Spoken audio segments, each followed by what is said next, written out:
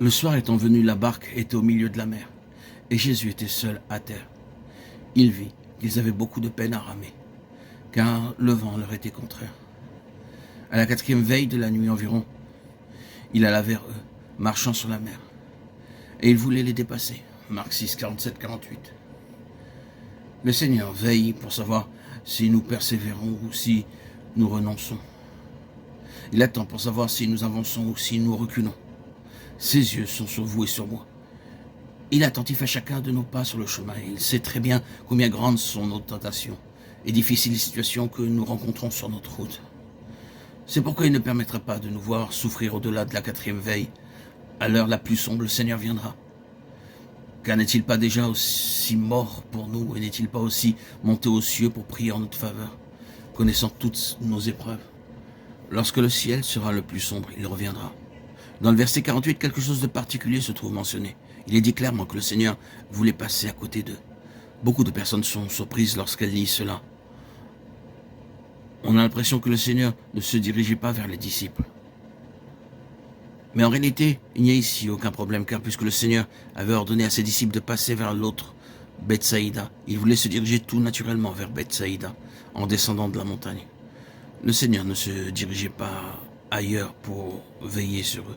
Il les chercha sur le chemin, même sur lequel il leur a ordonné de voyager. Or, s'ils étaient détournés de ce chemin, le Seigneur n'aurait pas pu les y rencontrer, ni aller ici ou là pour veiller sur eux. Ce fait est, oh, combien important.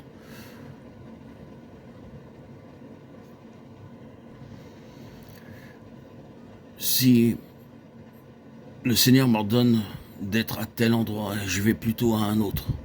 Je me demande pourquoi, parfois, si je serai enlevé lorsque le Seigneur reviendra.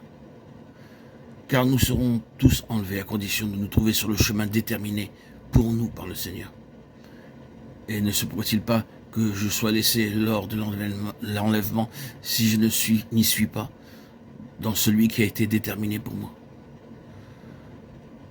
Chacun d'entre nous est responsable pour connaître le lieu où il doit être.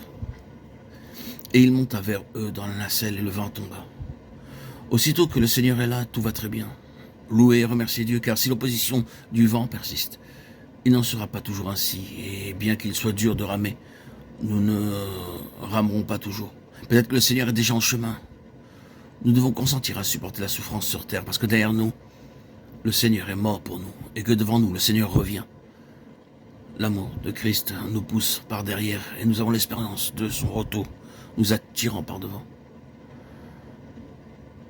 Le Seigneur est ma portion, a déclaré un missionnaire.